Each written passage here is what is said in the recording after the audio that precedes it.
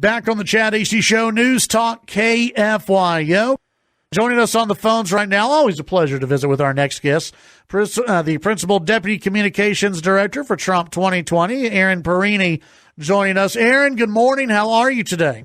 Good morning. How are you? Doing fantastic. Appreciate you taking some time to join us. It seems like every time we visit with folks either from the Trump campaign or from the RNC, the Democrat race is changing somehow, and it appears as though Joe Biden is now the favorite to win the nomination. How, if at all, does that maybe change the direction or the lookout for the Trump campaign and for the RNC moving forward?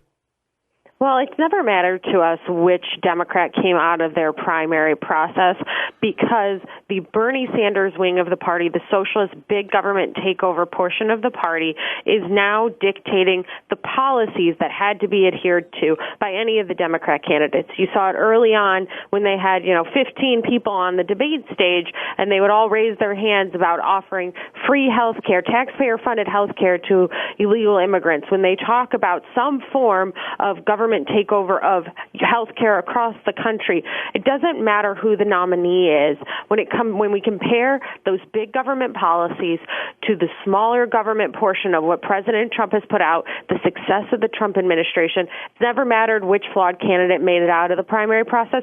We feel confident that President Trump's policies and message and success in this first term in office will resonate with voters across the country. Well, and I think that when you look at just the Democrat base, and I'm sure that y'all have noticed this, they still like Bernie Sanders, and they still like, well, let me take that back. They still like the ideas of Bernie Sanders. They may not like Bernie, but they like the ideas of Bernie. I saw an exit poll out of Michigan, which Joe Biden dominated in Michigan, but 57% of Democrat voters wanted Medicare for all. They wanted, they wanted socialized health care.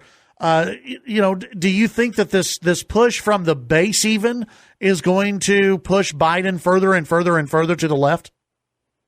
That's right. The base of the Democrat Party has become so left, so far to the left of center, that it's hardly recognizable anymore. If somebody had said in 2016 that Medicare for all would become a prevailing policy proposal in the Democrat Party, I don't think anybody would have believed it because it's such a radical policy. It's government takeover of health care when government has shown that they're not good at running the health care system in this country.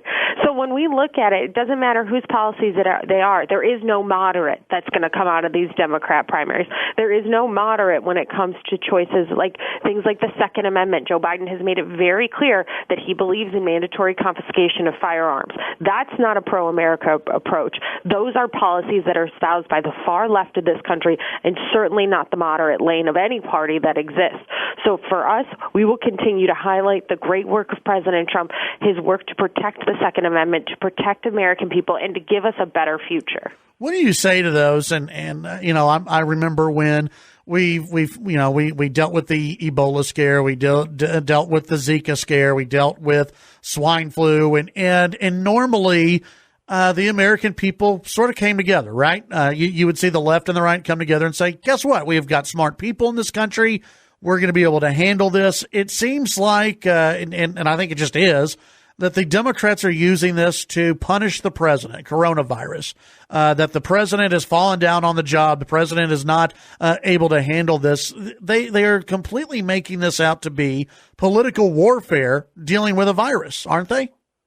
It's true. Democrats have tried to politicize the coronavirus the entire time that it has been going on. And you look at President Trump's approach in contrast to the Democrats' fear-mongering and trying to scare and divide this nation, when you're right, we should be standing together because President Trump is taking a whole American approach and a whole of government approach to make sure that we are tackling this head on. So that means working with partners in private sector. You saw yesterday healthcare CEOs coming into the White House and talking about waiving co-payments for people being tested for coronavirus and and making sure that treatments are covered under health insurance.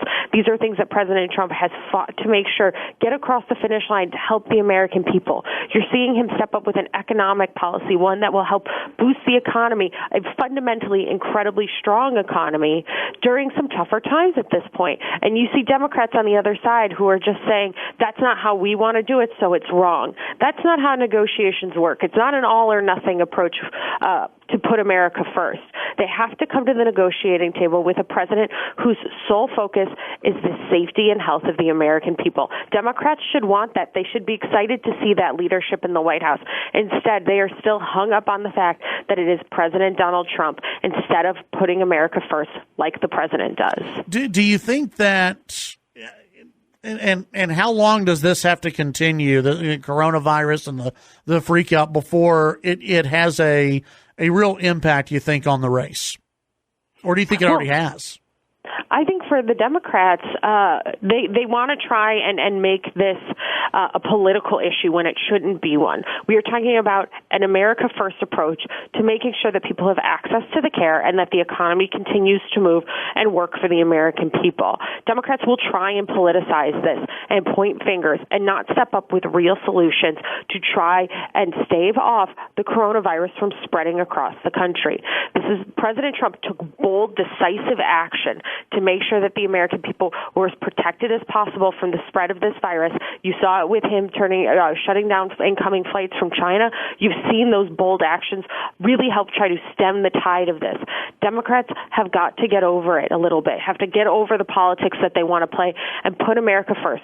Have the negotiations, have the conversations. They are important that we figure out as a whole of government and a whole of America approach how we best make sure that Americans are protected and the American economy is moving forward. Visiting with Erin Perrine here on the Chad Hasty Show. Erin, thank you very much for your time today. We appreciate it, and I'm sure we'll visit quite a few more times before the election. I look forward to it. Thank you so much. Thank you. That's Erin Perrine here on the Chad Hasty Show. News Talk KFYO.